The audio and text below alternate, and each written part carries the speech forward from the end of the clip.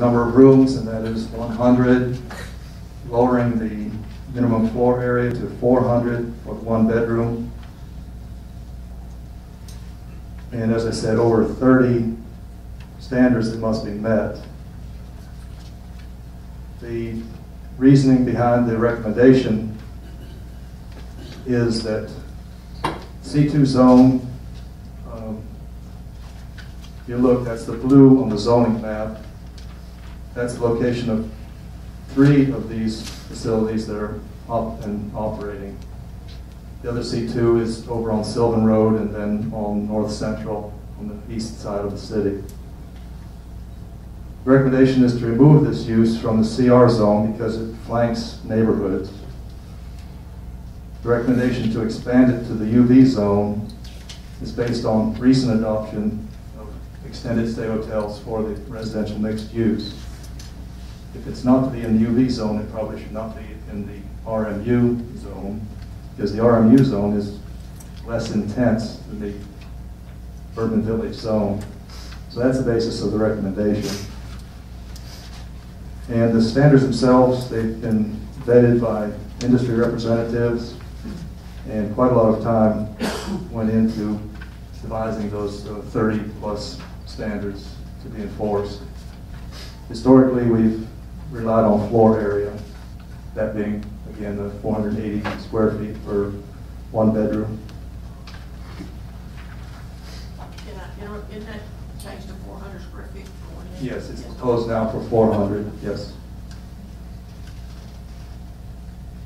Are there any questions? I just haven't looked over it good enough to feel comfortable. So. All right, Bill, thank you. Thank You're you. welcome. You're welcome. All right, we'll take public comment. I'll start on my left this time, either for or against this. If you want to come forward, please. Katrina Bradbury, 921 Market Street. All right, phone, please. Oh, sorry. Thank you. Is it on? Yes. Yes.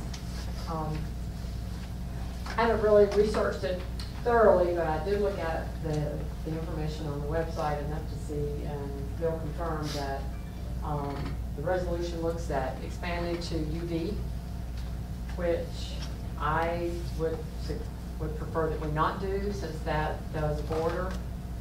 A portion of UV does border our neighborhood, and our neighborhood in Virginia Park is, a little unique from the others in that we're already sort of surrounded by very, commercial, industrial, and so forth. But to bring it into UV for extended stay and put that, especially with the experience that our neighborhood has already with the in-city suites, I would just prefer that we not expand to UV. Any other comments on my left? Thank you. Ms. Williams?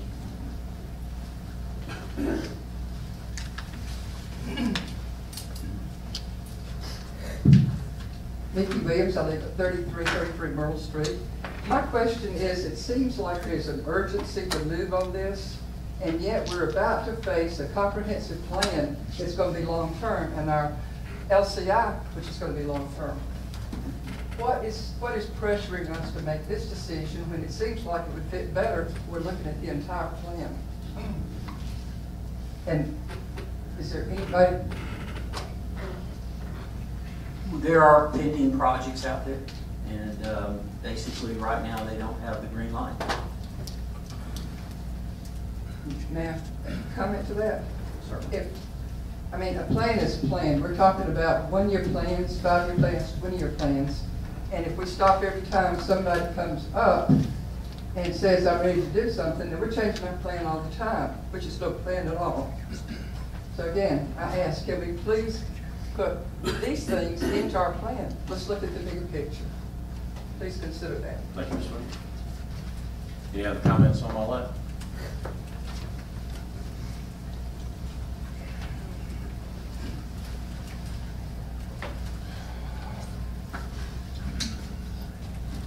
Good evening, Mayor and Council. My name is Brendan Dalton. I live at 3429 Rainy Avenue.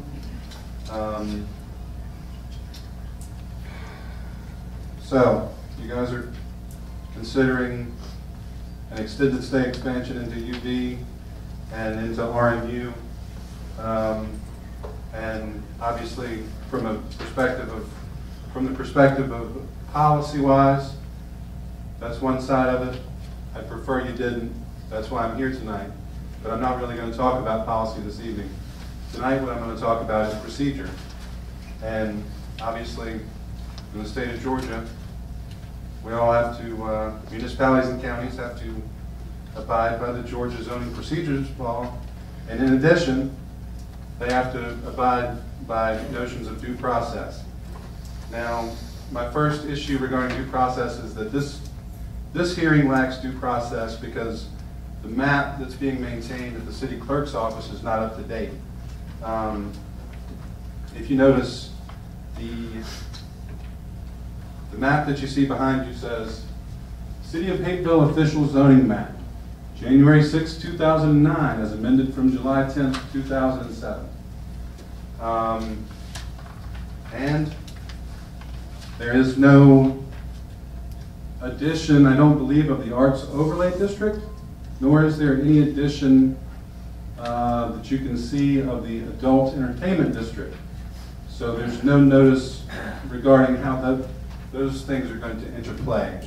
So I would actually object to this meeting serving as the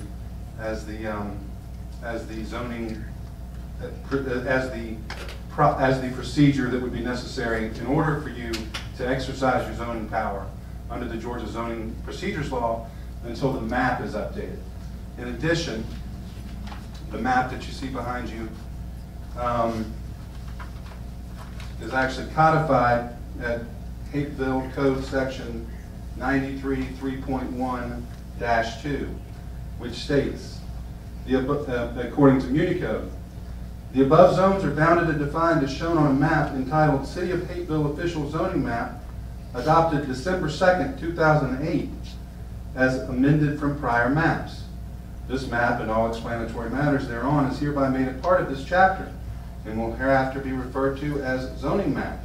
This map shall be a public record. This map shall be retained in the office of city clerk and shall be made accessible to all affected through that office.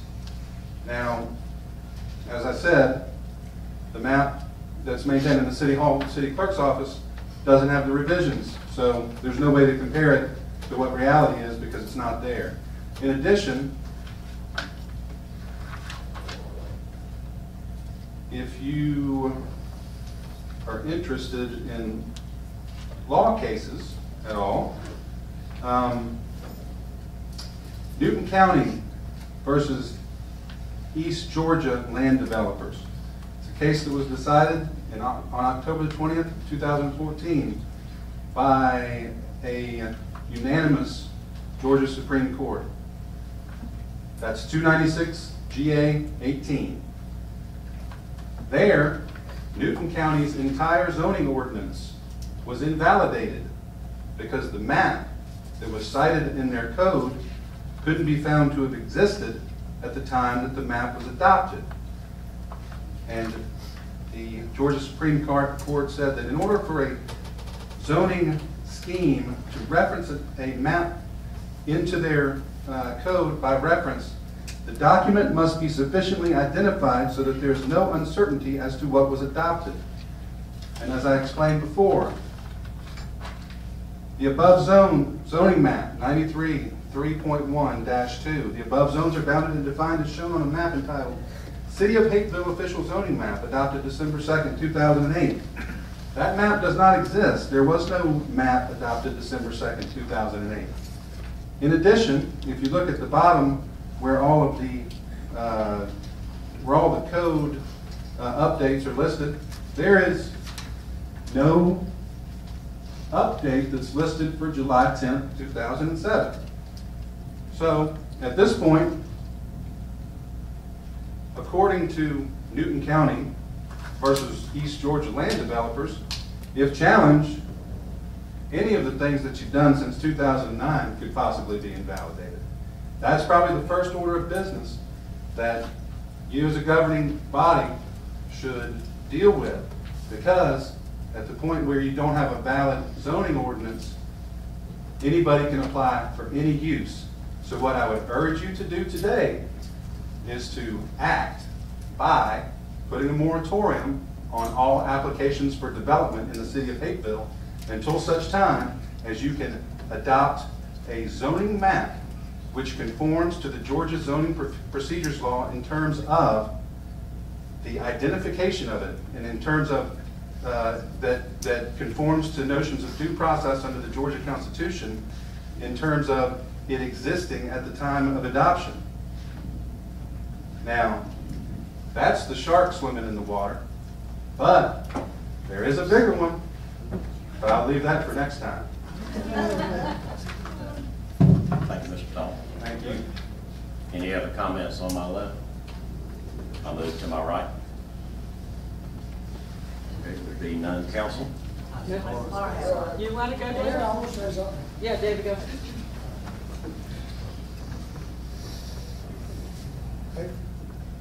David Howard, 3420 Rainy Avenue, Hapeville, Georgia.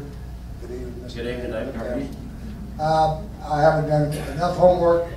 I do want to encourage as much as possible.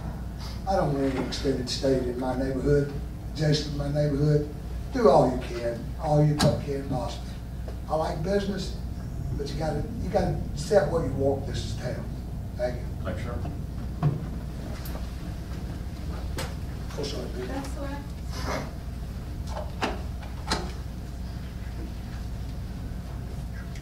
Again, Laura Murphy, 201 Colorado Avenue. In light of what we just heard, I also would suggest a moratorium until we get the right zoning map. But since I had something prepared, I'm going to go ahead. As far as the zoning issue on extended stay hotels, what is the urgency? How can you say that extended stays are not a threat? I read that in one of the issues that it wasn't a threat.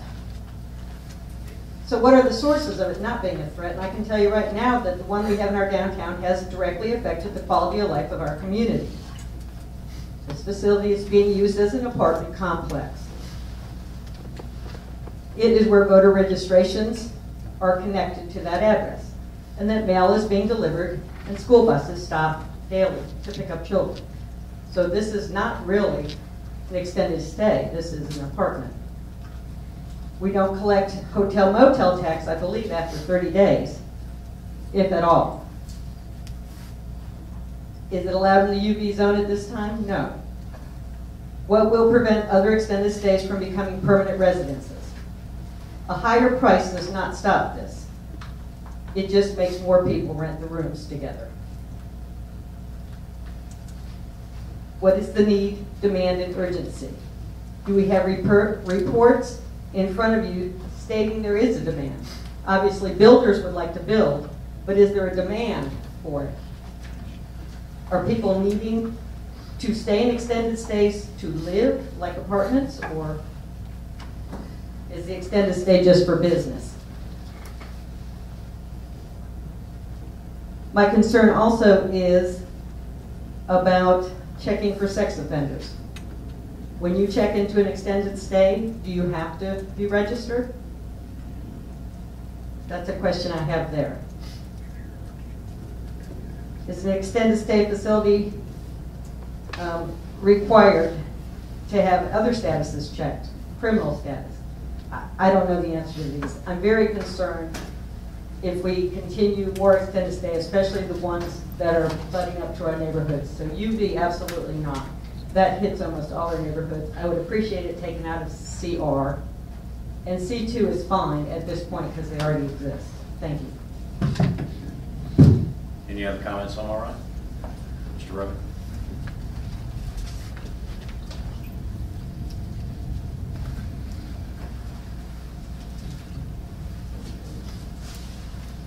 Yes, Is this working? Yes, sir. Okay.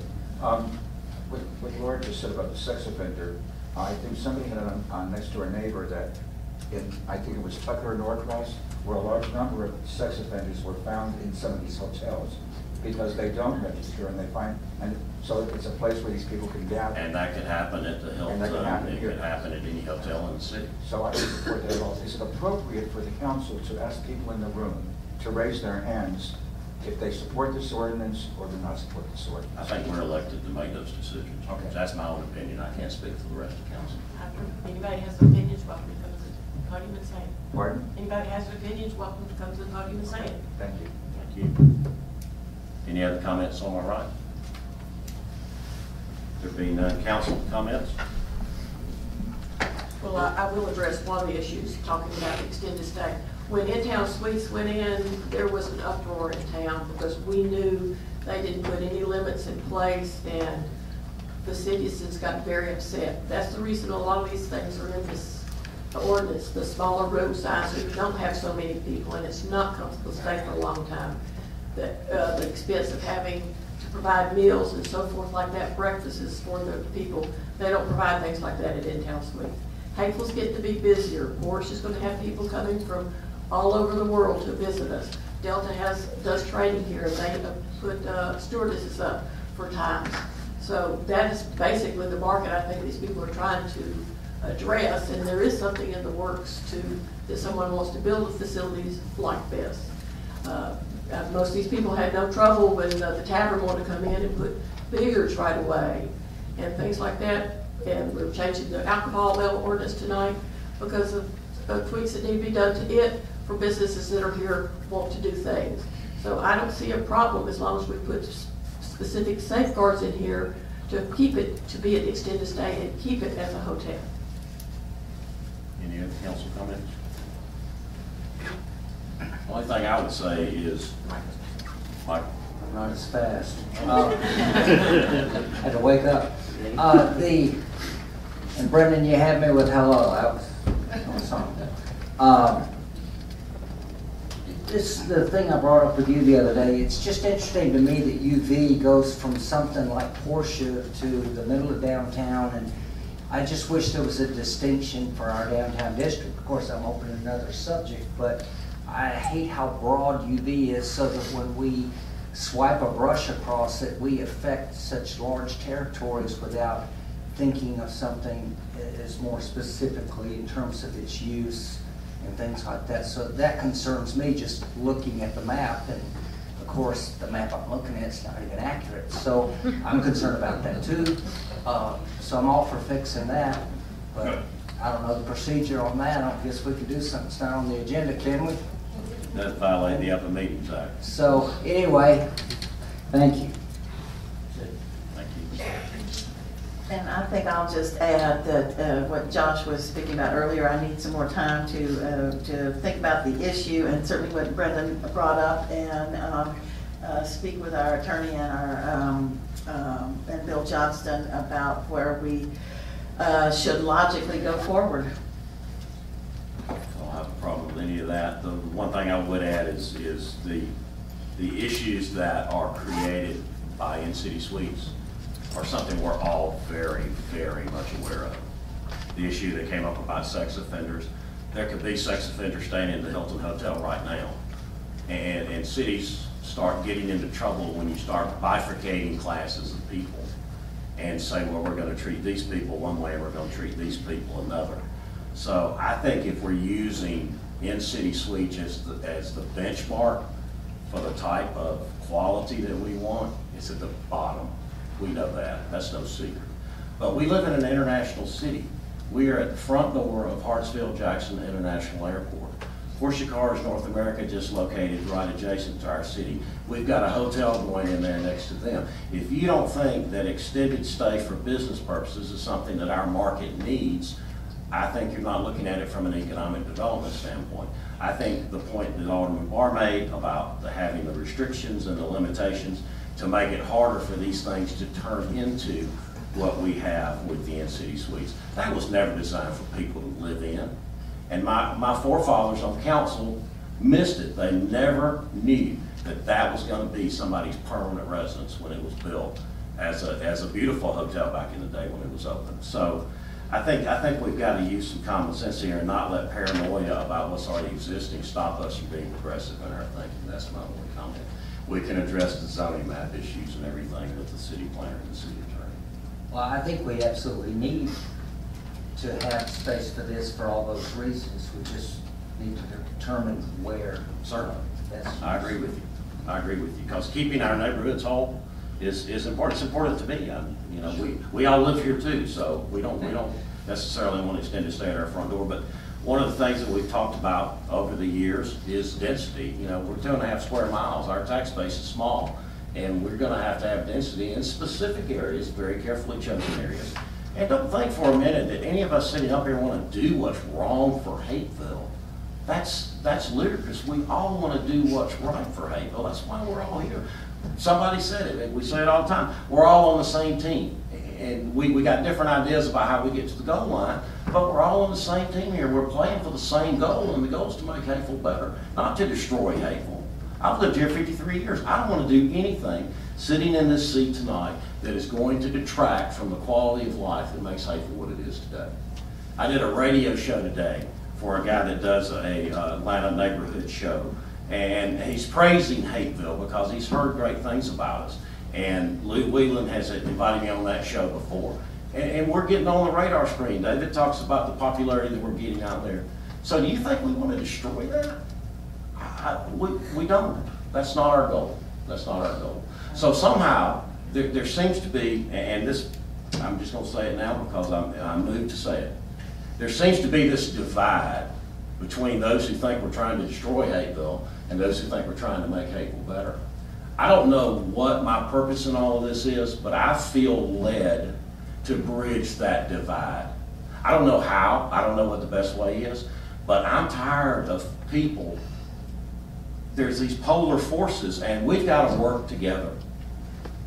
We've got to work together. We cannot be divided on these issues, and we can't take one side and just draw a line in the sand and say, I'm not budging. We all have to give and take. I've been in business for 36 years, and one of the things I've learned in business in 36 years is you got a good business deal when both sides are unhappy, because both sides are never going to get their way. So let's work together, let's join forces, and let's work through things like this. I'm not opposed to having a town hall where we bring this zoning map, and while we got the baby on the table, let's deal with it. If we need to change the zones, let's change the zone. But let's work together. Let's work together.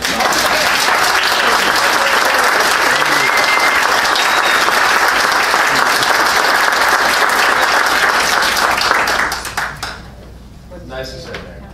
Thank you. All right. Any other mayor and council comment? Can't go after that. Mr. Mayor, just a procedural question, sir. If council could perhaps give us a date certain. I think that's coming next week. Yeah, okay. Maybe we can work on that.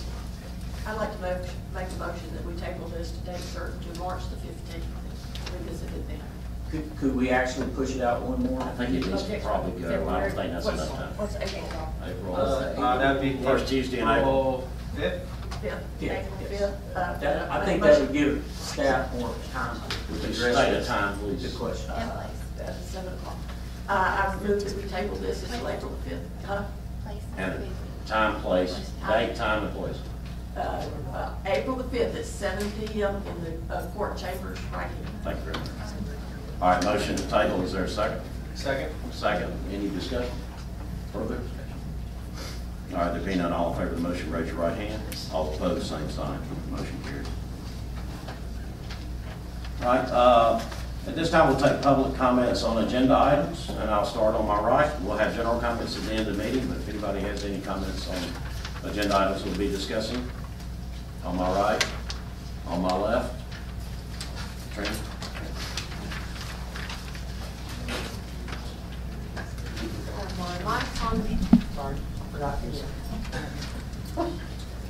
My comment is related to I forgot what number it is on the agenda, but the creation of the second development authority. And I'm not going to go into all the background of how we got to where we are, because we'll be here for a few hours. Al and I know we spent a few hours on phone calls about it, but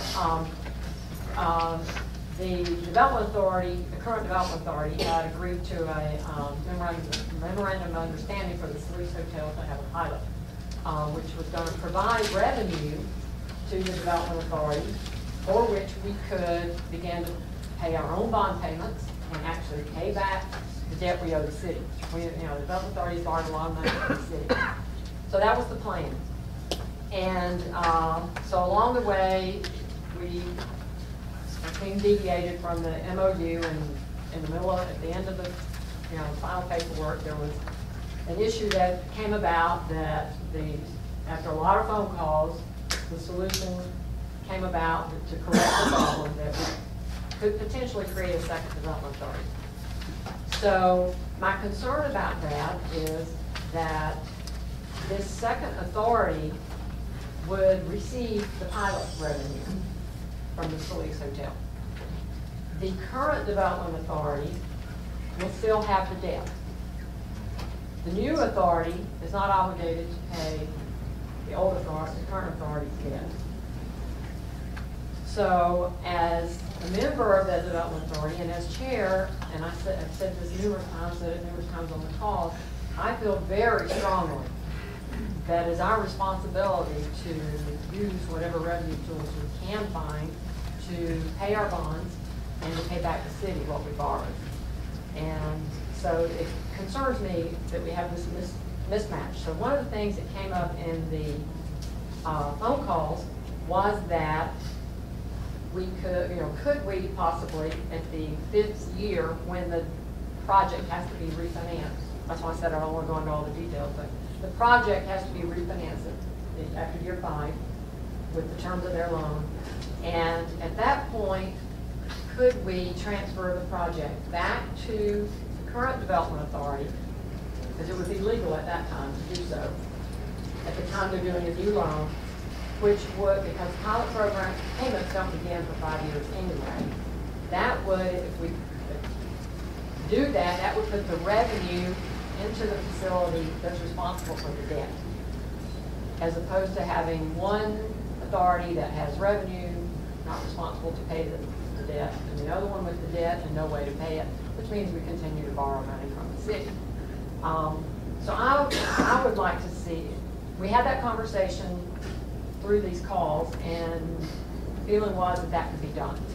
So as you consider, well, as I understand, you've already created or voted to create the second authority, I would just like to ask that at the same time that you create the second authority, that we also approve, I know we can't write it tonight, but that we approve an agreement, that there be an agreement to transfer this project back to the authority that will have the debt, so that we can pay The problem that we ran into on that was all of the bond documents that had been done had to have been scrapped, and it was going to cost an exorbitant sum. Well, see, no one had that discussion. I understand.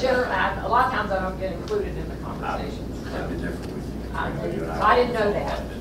But, well, I found out about this even after the fact, after the problem had happened. But anyway, I'd like for us to consider exploring how we can try to put the revenue in a position that it can be used to pay. As you and I emailed today, we can do that via intergovernmental agreement. Steve, is that a cumbersome process? That's much easier than refinancing the debt.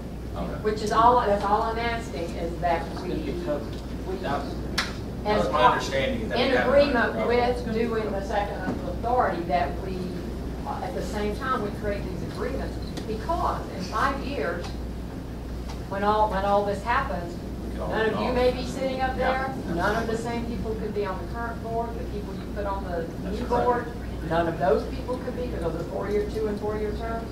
All those people could be gone, not have the history, maybe not even feel as obligated as some of us do about seeing that debt gets paid back. So, and I'm not saying that we would have bad people in there, we just don't know. And I would just like to have the agreement that we will have an intergovernmental agreement, or however it has to be structured, to make sure that that revenue is used to pay those debts back. That was the original plan when the current development authority entered into that agreement.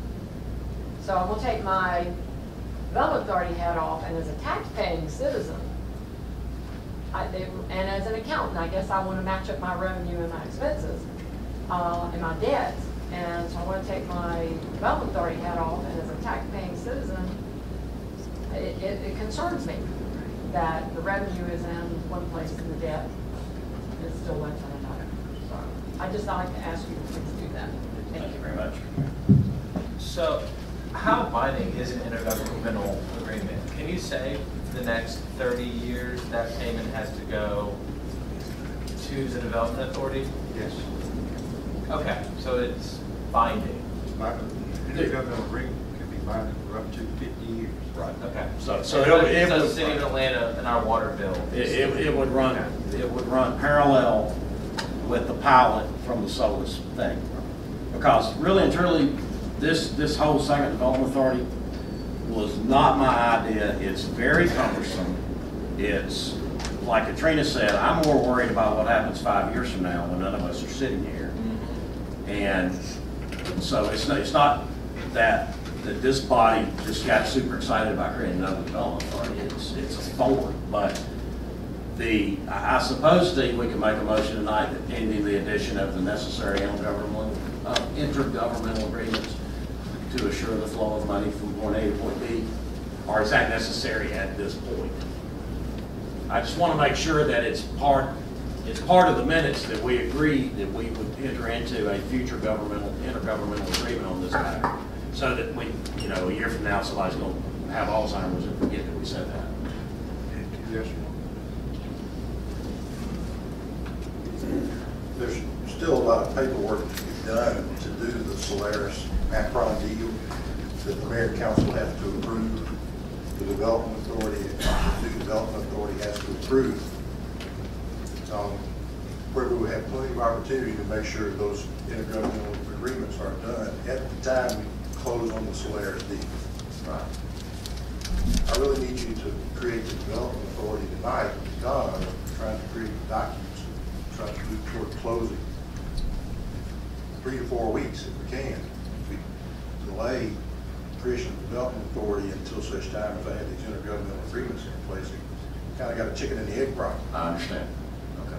But I and your staff can be instructed to follow your understanding that at the closing with this transaction, the intergovernmental agreement will be part of the deal. Right. Because we agreed early on. It's time to see those before we close. We agreed early on as part of this deal that obviously the development authority's land rich, our current development authority's land rich and cash poor. So we agreed that this pilot opportunity would be a great way to use the development authority as a pass-through to eliminate that past due debt. We've already had to write off some monies, and ongoing bond payments are difficult for the authority until they start moving some property. And even if they sold every ounce of property that they had based upon some properties that we've bought to rid the city of some less than desirable conditions, the funds are not there to cover the debt of the authority. So this is a beautiful way with other people's money that's going to flow to the city anyway. Frankly, from my perspective, I don't care how the debt gets washed out, as long as it gets washed out. This is a beautiful way to transact that. So as long as we're just passing it from this authority, Katrina, to the future authority. And intergovernmental agreements fixes that problem. I have a question. I think I'm understanding that the new development authority is created, but won't have anything to do for 5 years? No, that's not true. what they're doing now, that's what. I know, but they don't own any property, what will they be deciding? They will. We need the new development authority for the Porsche Hotel deal. Right. So they will be the entity that is the conduit for that deal.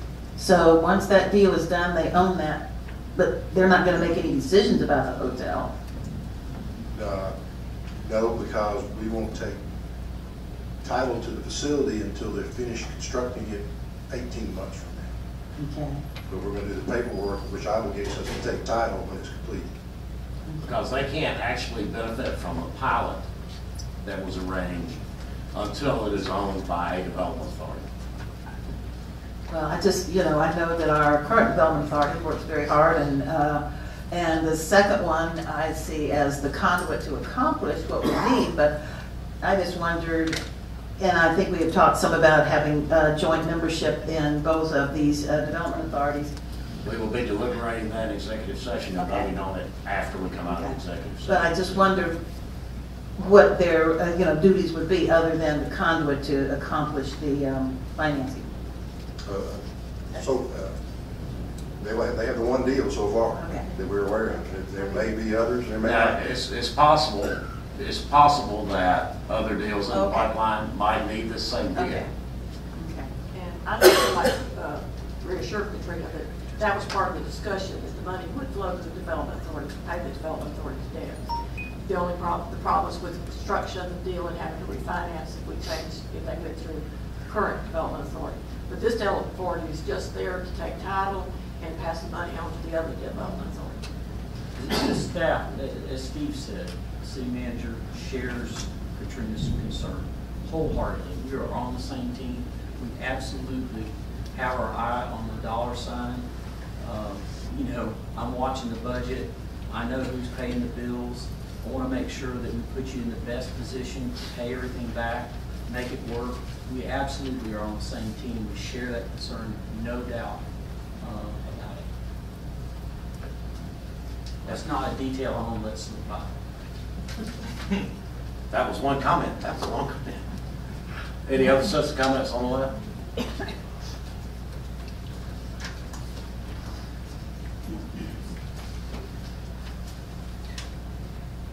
Carol C., 3333 Myrtle Street. Just to follow up what you were saying, I'm on the Development Authority currently now, new member, just getting my feet wet, but have been reading up. But one of the emails we had was the suggestion that the second Development Authority would have the same membership. So I'm hoping that you will look at that, but I noticed that in the resolution now there's 7 slots instead of 8. Maybe not everybody was willing to serve on 2, but That's more than likely going to be changed. Okay, all right, well, that would be helpful for the first year, so to have, because it's not a lot, but that way we can all shepherd it through, so I just hope that that's the option you're looking at. Point taken. And then just one other comment from your impassioned speech. I think we all will know that y'all are here to do the best for Hayville. We all want the best for Hayville. We may have a different road we think to try to get there. We want this city government to be the best it can be, to set the bar high for what every city wants to be like. And that's what some of us who you've gotten letters from, that's our goal, is to make Hayville better and better and better. Because it's a great place to live now, and y'all put a lot of time in, and we just want to see the city not have a problem with the zoning map. Not have someone bring a lawsuit. Let's just get all our T's crossed and make this city even better than it is. Thank you. We will make human errors, though. I don't know how this map date thing happened. I don't have any idea, but We'll fix it. it was a human error, and it will be fixed. All right. Any other comments on agenda items? Yes, sir.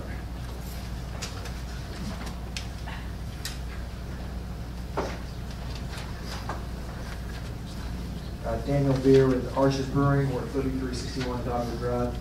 To speak about the temporary alcohol ordinance amendment. I just wanted, it's my understanding that any license holder as of, I guess, today's date or up in, I guess, today's date. Well, it'll be first reading tonight. Okay. And will they will be grandfathered in if come July 1st, or I guess June 30th, July 1st, there hasn't been an overhaul of the alcohol. Or we can bring it back and extend the date either way. Okay, I'm just concerned because if we're getting close to that date and we're booking out events come, because we have to book out events 3 to 4 months in advance. So I think getting into April, we're going to be booking out events maybe in July. And I want to make sure that we'll be able to do that knowing that we'll be grandfathered in. So it's my understanding that we will be grandfathered. For grandfather, we're good. Okay. And then I guess, and those are the two only, I guess the changes in the temporary alcohol ordinance amendment are the only two, I guess, issues that, because Josh, if you're going to look into see if there's anything else in the Hayville ordinance that kind of touched on those issues that we brought up, and those are the only, I guess, two ordinances that impacted it. Is that my understanding? Yes, my understanding. Okay, great. That's it. And thank you very much for getting us through. We really appreciate it. Thank you. Absolutely. Any other comments on agenda items on my left? On my right? Okay. That will close out the comments on agenda items. We'll have general comments at the end of the meeting. And the first item is, under all business, is item 10, 10I. 10 number 1 is consideration action on ordinance 2016-04. This is the second reading of the blighted property tax ordinance. It was, first reading was February 16, 2016. His staff is ready to answer any questions. If council has any questions, or is anyone prepared to make a motion on this item? I'll make a motion to approve. Motion to approve, is there a second? Second. Second, discussion? I think I had all my questions answered. Okay. Any other discussion, comments, or questions? There being none, all in favor of the motion, raise your right hand. All opposed, same sign. Motion carries. At this time, we had talked in the work session about flip-flopping instead of having discussion about the alcohol ordinance. What was that ordinance number again, Jennifer? 201606.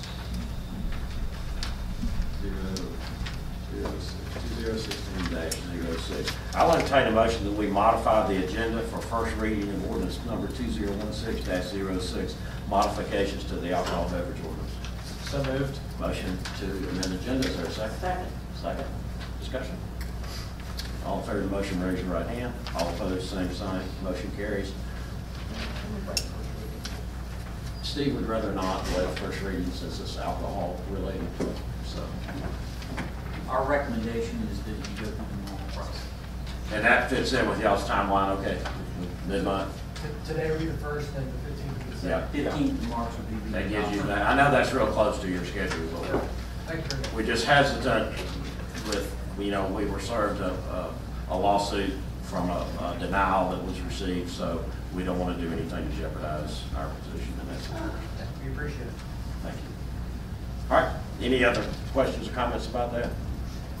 If not, it'll stand as first reading of 2016-06. You want me to read it? No.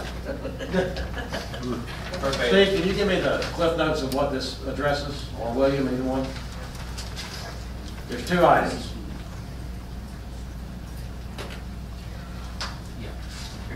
Basically, I'll defer to the chief for the details, but what this does is suspend certain provisions in the code when it comes to events happening with the service of alcohol. And I'm going to defer to the chief in terms of the specific provisions, but it basically would suspend enforcement and basically make those activities okay until the alcohol code is either overhauled or the date. Sorry, June 30, 2016. Yeah, there's a couple points that was in need of amending if you were to allow Arches Brewery to conduct business as they want to. I have to say that those two things, first of all, are essentially that they can operate as a banquet hall, that they can allow or they can lease the facility to groups to come in and have parties or have events in their location, and also the ability to bring alcohol into the establishment. I think those were the 2 points that with the business model that they were referring to that they wanted to do. My concern from law enforcement is going to be that if we do this, then we just have to be cognizant of the fact that it's probably going to spill into the neighborhood that it abuts. As we had with a facility which was previously the Dickey Hall, they were actually doing that, but they were doing it illegally. They obviously never received approval to do that. But when they brought the groups in to conduct their events, we received a lot of calls. When we enforced that, we were able to hold them to that, but that all but stopped. So my caution and concern is something for us to consider is that. Mainly noise ordinance. Yeah, the noise, I mean, it's got a strong potential. It's in the same location, essentially, just several doors up. But those are essentially basically the points that would be changed. I think the difference in this is we're dealing directly with the owners of a business that have a vested interest in being good neighbors, and I think that's a fair statement. But your concern is well taken, because what's good for the goose is good for the gander on this one, so we have to be cognizant of others who might take advantage of this. Also, if you recall, we solved that prior problem by changing closing time in those locations to 11 o'clock. That's correct. Point taken. Okay. You guys are closing. Midnight. Midnight? Yeah, so midnight, and if we have problems, then we can address them. Okay. All right, so that takes care of that. That will stand as first reading of that 2016-06. Then, next item is consideration and action to use non-competitive bid negotiation in the selection and purchasing of a ladder truck for the fire department. I think we all saw that presentation, and appears to be a no-brainer from my perspective, as long as legally, Steve, you're comfortable with our process here? Yes. Okay. Is there a motion on this item? I move we, take action. Motion to take action. Oh, yes. Motion to buy a Do fire it. truck. All right, Yes. motion to acquire the fire truck using non-competitive bid negotiation. Excuse me, Mr. Mayor, may I suggest a technical? Yes, absolutely. Okay, right. The three things that staff is requesting, and I'm assuming Council Member Dimick's motion requires. Oh, yeah, that's right. Would be waiver of formal written bid procedures in favor of the comprehensive competitive negotiations conducted with 4 vendors. You good with that? I am. Okay, item 2. Number 2, finalize the proposed contracts and processes needed to process a budget amendment to proceed by moving the proceeds from the special accounts over necessary to make the lease payments and bring back all contracts and lease documents for council review and approval on March 15th. Good with that? I am good with that. And number 3, dispose of the existing ladder truck and utilize the funds from the sale of the upgrade the fleet inventory in a manner that will assist the city in providing improved emergency response services. Also agreed. Okay, so that is part of your motion? It is. Okay, is there a second? I'll second it. Second discussion? You want a free PowerPoint? You want a copy of the PowerPoint? There is one in the. I've got one. I know, but I mean on yeah. video, so you can keep it on. And again, just for clarification, that's the E1 truck. And Based on the numbers you delivered earlier. right, there are 2 options, if I could get council direction on this. The 14-year lease purchase at 2.66%. The payment is $86,054.40.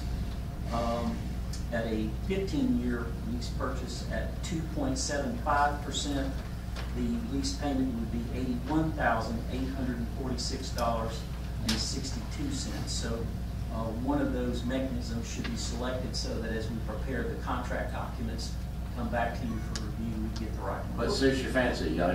What's your email address? Yaya Gumbo. Gumbo. Yeah, Gumbo. I think, well, I do have a question about if we're anticipating this 1% special taxing, and I think you have estimated that to be 90,000. Correct. Where does the extra money go?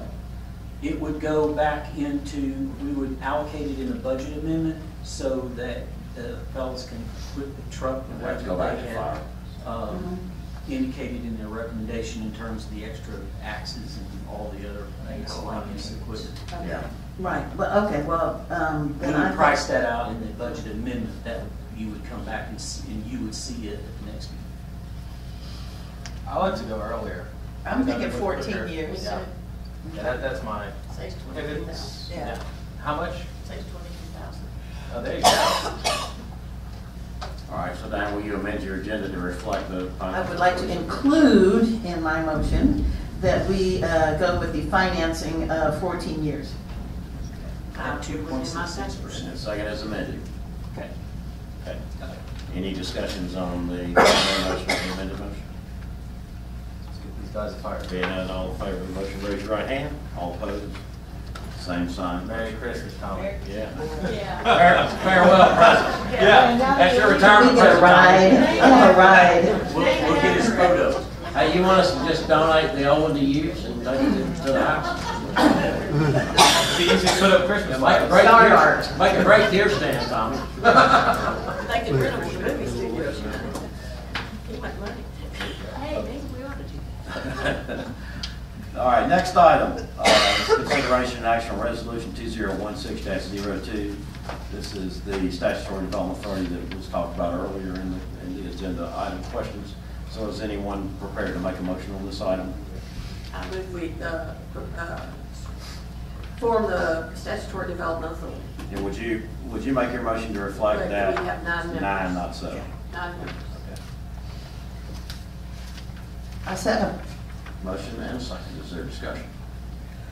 I just want to emphasize that everybody knows that we're going to do the intergovernmental agreement between the two authorities, and the funds will go to pay off Development Authority number 1's debt payments.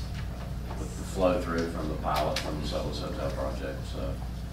Steve, is it a problem to have that part in tonight? No, we're just, Just so it's in the notes. Right, he's just, I would prefer if you want to do something tonight, amend the agenda. make a second motion. Okay, okay, that's fine. Okay. How about a motion to create? Motion to create. All right, wait a minute, hold on. We have a motion and we, Motion and second to create the statutory okay, development authority. okay, so we'll stop right there and then you can make a motion. Okay. All right. You good with that? All right. All in favor of that motion, raise your right hand. All opposed, same sign. All right, motion carries. And then the second motion could be to instruct the legal team and your staff to prepare intergovernmental agreements to be adopted, closing of the transaction. Because we'll need 2 really, or maybe we can combine in 1, but one needs to, to have the authority, run with the life of the Solis pilot deal. So, and then the crossover payments, so. All right, say that legally, and I'll just, so move. My suggestion is that the motion be to instruct staff to have prepared for the closing intergovernmental agreement to ensure that the pilot payments go to retire the debt of the Constitutional Development Authority. There you go. So move. Motion, I'll is there a second. second? I'll second. Discussion? All right, all in favor of the motion, raise your right hand. All opposed, same sign. Motion. All right, next item will Mr. be. Mayor, basically, there will be, after the meeting, a discussion in executive committee on the details of the membership, and then we'll come back. out That's and make correct. We will additional- come back and make the board appointments. We can deliberate on board appointments in executive session, so we will deliberate, come back, make a vote. I don't imagine it'll be too long, so. All right, next item is discussion and consideration on IT purchases. We talked about this at the work session, but we've got a new contractor, IT technology contractor, Liberty Technology, and they have, they're working on a 5-year technology improvement plan. At this time, there are approximately 16 PCs that are at a critical fail list. This equipment must be replaced immediately or it will fail at any time. So the various options are laid out. Were there revisions to this, William, or is this accurate here? Well, this is the general, I actually emailed you the Yeah, I saw additional the email. payments. There's a 2-year leaseback term, and there's a 3-year leaseback term, which I emailed you all the exact payments. Okay.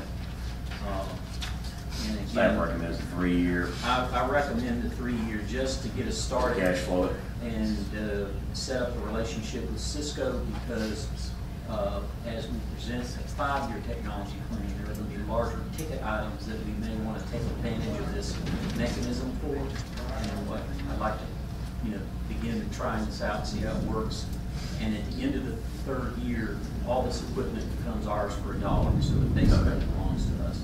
So it's a fixed 3-year lease. There's not Correct. early payment penalties or anything. Bottom line is, it helps us with our cash flow now, and then gets us started in the future program we may purchase additional equipment from. Now, I was also asked by council if we had the $14,000 to just purchase it, and the answer is yes.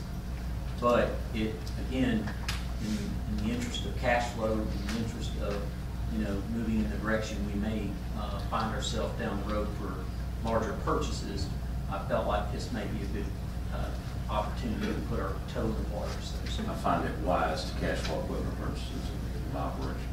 That's up to you guys. Do you work out the overall cost of the financing of that lease? In the Yes. email. It's in It was in the email. For 2 years, it's $904 per PC. No, not the cost, I'm talking about the financing The actual cost lease. Oh, versus it's the the- cash payment and the over. Scott has the numbers, come on up, it's like 5 or 6%, somewhere in that range. Roughly. The microphone or just talk loud? Microphone. Okay, that was unanimous. All right, Nick Job with Liberty Technology. Thank you for taking the time to review this tonight. Yeah, you're on. That's rain. Yeah, I was making sure I wasn't about to get. We just passed through, there's a drain that comes down there, but great place to put that down. So the 2-year financing cost is $912 and the 3-year is $1,272. That's just cost of financing to spread it out. That's correct. Okay, so our purchase is 24,000 and it's going to cost us 900. 14,000. It's, But I mean, over 2 years and you're paying 700 or 500 per month, That's 18,000. 18,000. The cost of lease is $912 for 2 years or $1,272 for 3 years. Okay. That's the cost of using the lease purchase. Okay, that's the interest expense. That's isn't it? correct. So Okay. your payment for the 24 months is $620.01. The 36 month is $423.35. Times 16 equals. No, that's the total. That's the total cost spread out over. That's the $600 a total month. amount. $600. For 16, $500 PCs. The total amount of the purchase is around 14,000. 14,000 and financed. Those are the numbers. All right, got it. Thank you. Okay, thank you. You're welcome. All right. Anybody, I think we're in discussion. Did we have a motion on that yet? I don't think so. Okay. Anybody prepared to make a motion on this item? I move that we approve the 3-year lease at $500 a month for the 16 machines. Okay, motion to approve. Is there a second? I'll second. Second discussion? What's the lifetime of these PCs?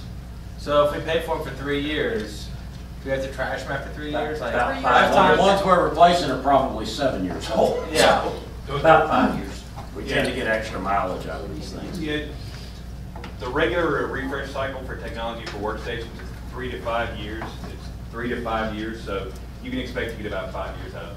And Okay. it's a dollar buyout lease. You own the equipment. It's just a creative way to, or a very effective way to finance it at a low interest rate. Okay. My mom and her dad are going home. She didn't even hear you. You're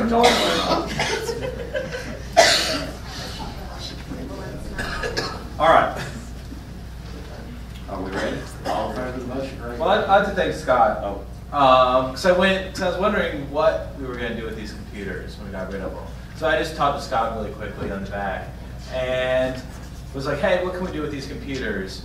And he's tried this before to give them to schools or to give them to people, but it costs so much money to upgrade them and get a new operating system that it's not worth it. So Scott came back to me with a different idea that we're going to maybe go forward with. So I appreciate it. you want to share that with the rest of us? Who are recycling? No, to get other computers, maybe through Chick-fil-A Foundation or something like that. So, Very good. Yes, if council would approve the purchase and then direct us to explore disposal options that benefit the community, we would do that. Absolutely. Very much in favor of that. All right. Any further discussion? All right. All in favor of the motion, raise your right hand. All opposed, same sign. Motion carries. who gets the 16 laptop or 16 desktops? You guys like to fight over them? They're going to have a Priority. They've already been identified. Yeah. It'll be like, I'll the see you Hunger again. Games. We're gonna put them in the parking lot. yeah, exactly. No, it wouldn't take long, they'd all be gone. At my office, it always starts with me, so. Well, I'd like to make a motion that we have the city explore methods of getting rid of these that will help the community. All right, motion. Is there a second? Second. Second discussion. All right, I would deem that a related motion, so it would be germane to the other item that's on the agenda. Okay. All right, all in favor of the motion, raise your right hand. All opposed, same sign. Motion carries. All right, public comments. This can be about anything you want to talk about, ask about, question about. Start on my right. Yes, sir. Linda, you're next, and then you, Laura. Okay.